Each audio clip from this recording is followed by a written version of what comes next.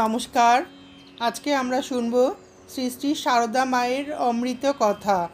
মাতা ঠাকুরানী, স্বামী বিবেকানন্দ ও স্বামী ব্রহ্মানন্দের দৃষ্টিতে। লিখেছেন স্বামী পূর্ণাত্মানন্দজি।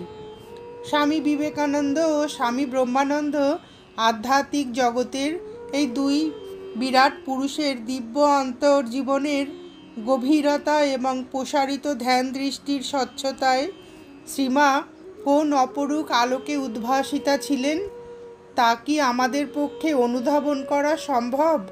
তবুও শ্রী শ্রী মায়ের সঙ্গে তার এই দুই প্রিয় সন্তানের সম্পর্ক সংবাদ, শ্রী মায়ের প্রসঙ্গে তাদের নানা উক্তি ও আচরণ আমাদের মাতৃ অনুধ্যানে পরম সহায়ক। রামকৃষ্ণ সৌরমণ্ডলের এই দুই অত্যুজ্জ্বল জ্যোতিষ্কের বিকীর্ণ কিরণ রেখাগুলি কিভাবে রামকৃষ্ণ সংঘ জননীর চরণ স্পর্শ করে ঊর্ধ্ব শিখায় আরতি করেছে তার কিছু বিক্ষিপ্ত সংবাদ ভিন্ন আর কিছু আমরা উপস্থিত করতে সমর্থ নই। আজ আমরা শুনব স্বামী বিবেকানন্দের দৃষ্টিতে শ্রী শ্রী মায়ের কথা। 1890 খ্রিস্টাব্দের 14 ফেব্রুয়ারি গাজীপুর থেকে স্বামী বিবেকানন্দ রামকৃষ্ণদেবের অন্তরঙ্গ গৃহী পার্ষদ বলরাম বসুকে লিখেছেন, গিরিশবাবুর সহিত মাতা ঠাকুরানীকে কলিকাতায় আনবার জন্য আপনার কি মতান্তর হইয়াছে? গিরিশবাবু লিখিয়াছেন, সে বিষয়ে আমার কিছুই বলবার নাই। মাতা ঠাকুরানীর যে প্রকার ইচ্ছা হইবে সেই প্রকারই করিবেন। আমি কোন নরাধাম তার সম্বন্ধে কোনো বিষয়ে কথা কহি?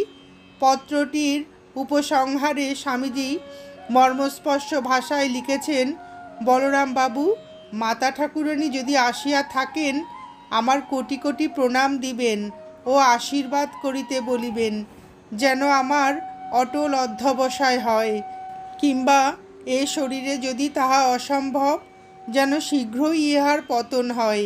শ্রীমা সম্পর্কে স্বামী বিবেকানন্দের যেসব উক্তির সন্ধান পাওয়া যায় তাদের মধ্যে কালগতভাবে এটিই প্রথম। স্বামীজির অন্তরে শ্রী মায়ের স্থান সম্পর্কে পত্রটি উজ্জ্বল আলোক সম্পদ করেছে। ঠাকুর শ্রীরামকৃষ্ণ সম্পর্কে স্বামী বিবেকানন্দ অকুণ্ঠিত চিত্তে বলেছিলেন, আমি তার জন্ম জন্মান্তরের দাস, এ আমার পরম ভাগ্য। তস্য দাস দাস দাসোহং। শ্রীমাকে স্বামীজি শ্রীরামকৃষ্ণের সঙ্গে অভিন্ন জ্ঞান করতেন। তার দৃষ্টিতে এক অখণ্ড সত্তাই দুই দেহধারে আপনাকে প্রকাশিত করেছে।